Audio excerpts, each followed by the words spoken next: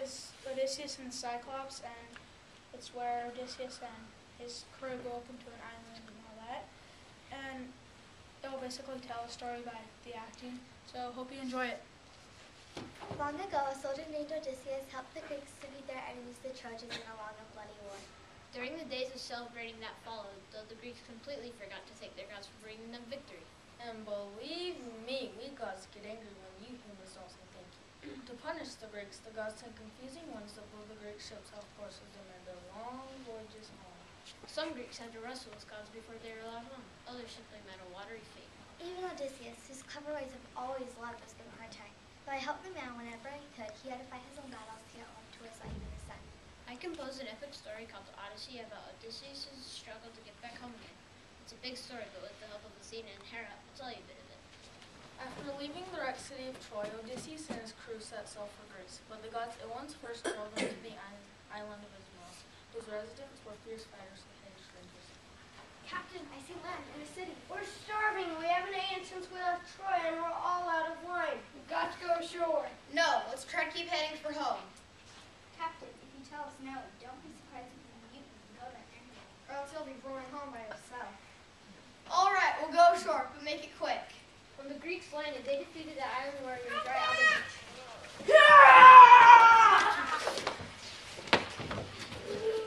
Though one of them escaped and ran into the thick forest. Then the crew members began to feast on the goats and wine they found at hand.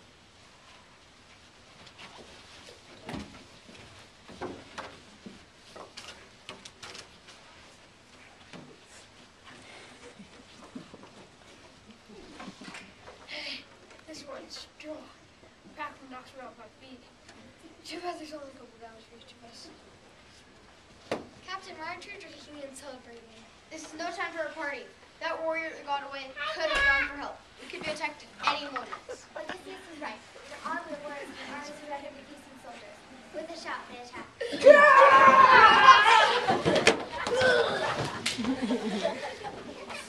The Greeks were caught off guard, but Odysseus organized a brilliant retreat. He and his men made it back to their ship, though many lives were lost. We lost more soldiers just now in Isthmus than we did in Troy. We can't afford to be careless.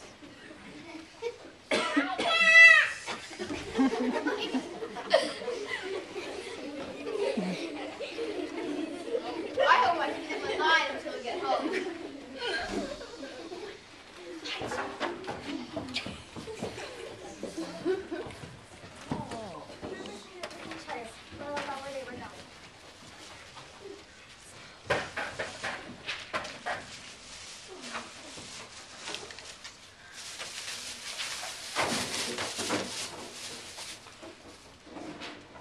The ship sailed on for a day or two, then a thick fog covered the ocean. Crew members couldn't see each other, let alone where they were going. Their luck seemed to be going from bad to worse. Just when a little gust of wind blew a tiny window in the fog, the lookout shouted that. Ship's about to head to land.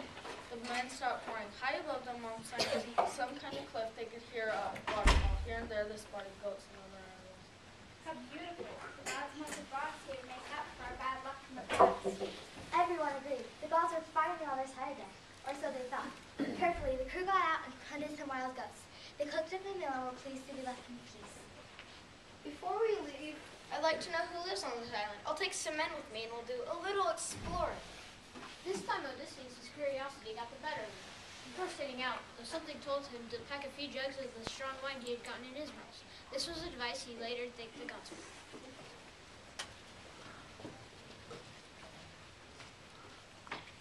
Captain, haven't we seen enough? Why can't we just bring some goats and cheese for our journey ahead and leave the wine as payment and be on our way? Not so fast. Look at that huge fire. Look at that chair. Whoever lives in this cave must be a giant. I've never seen a giant before. Let's stay and take a look at him, so we'll have some good stories to tell the kids when we get home. First, I heard a Oh, just then they heard a rumble of footsteps. Quickly, they ran to the back of the cave. First, I heard a sheep, big creatures almost as large as cats with heavy long coats, raced into the cave. Then, a gigantic body stepped into the opening, blocking out the light. The Greeks have described the sound of the boulder being a little across the opening.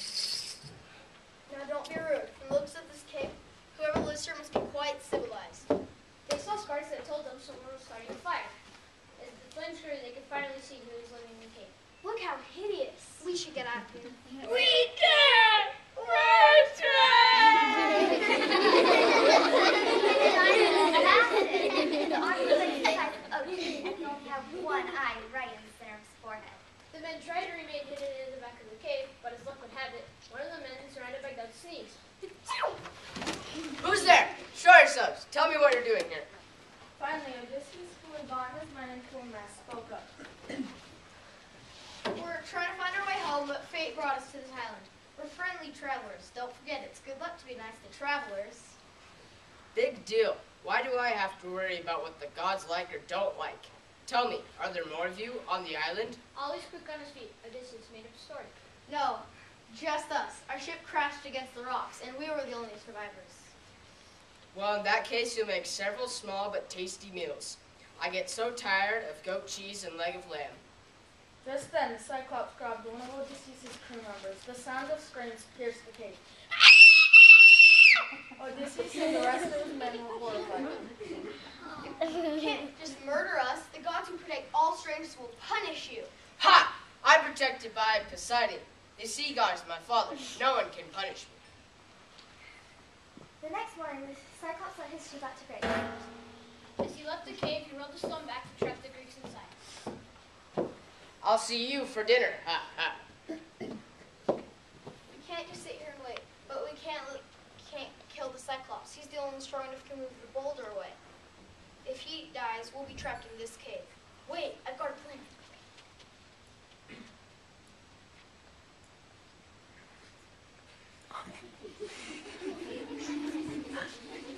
When Cyclops returned that night, Odysseus was ready for him. Oh, great sir. We're sorry that we trespassed on your property. Please accept a gift from us. A gift for me? You shouldn't have. What is it? Some delicious wine. Please take it and be merciful to us. Now, this Ismael's wine is strong stuff. People would add 20 gallons of water to each jug because 1 cup of pure wine would knock you off your feet. And of course, the Cyclops just downed the whole thing in one go. Thank you. What did you say your name was again? I'm called No One. I'm the son of nobody. Strange names you people have. Well, no one. I'll be merciful. I'll eat you last. How's that? Then, sleepy from the wine, the Cyclops stretched out on the floor of the cave. Soon he was snoring so loudly that the Greeks let their eardrums burst. The Greeks were ready. They sharpened the pole and stuck it in the fire until it glowed. Then, with Odysseus leading the charge, they rammed the pole with all their might, aiming at the Cyclops' only eye. The Cyclops roared at him, describing like the other Cyclops people that lived nearby. What happened to you? Are you okay? No one has hurt me. No one has blinded me. Well, if no one has bothered you, don't disturb me. Then the Cyclops was determined to eat every last one of the Greeks. It will take me longer to find you, but you can't escape. I'll keep you holed up in this pen until I've found each and every one of you. When the Cyclops got out in the street the next morning, he touched each and every one of the sheep to make sure none of the Greeks were escaping. This is our chance. Hold on to the bottom of the sheep and then let them carry you out. But don't let the Cyclops touch you or we'll all be dead men.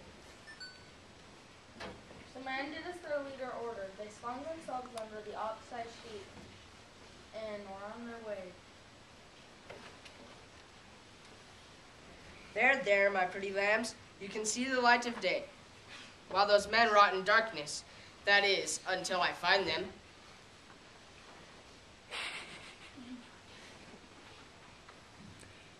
Odysseus was the last to leave the cave, but he didn't know that he had hitched a ride under the Cyclops' favorite sheep. The giant patted the old ram on the back and then spoke to it. Oh, my pet, I may be blind, but I know you. But why are you so slow today? You're usually the first one out to the pasture. You must be upset about my eye. Don't worry, I'll make no one pay for this. The monster's hand came within an inch of Odysseus, but that wasn't close enough. The sheep ran out and Odysseus was free.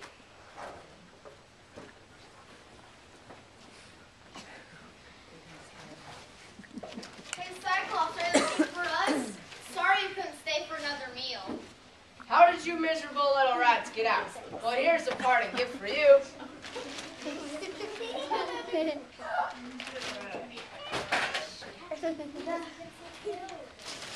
can't help myself. If anyone asks who outsmarted you, tell them it was Odysseus from Ithaca. Odysseus, so that's your real name. I've heard of it before. May Poseidon, my father, make your travels hard to bear. If fate says you'll make it home, so be it. But may your journey be filled with torment. Poseidon the sea god had listened to his son's request. He had sent storms, monsters, and shipwrecks Odysseus' way. The hero had lost his ship and crew. If Athena, the goddess, had stepped in to save Odysseus' life several times, he too would have died. But he made it back. He defeated even more enemies when he returned to his kingdom in Ithaca and regained his throne. I admit, Odysseus was my favorite human. I am the goddess of wisdom after all. Even today, we talk about Odysseus' bold spirit when we call a difficult journey an Odyssey. The end!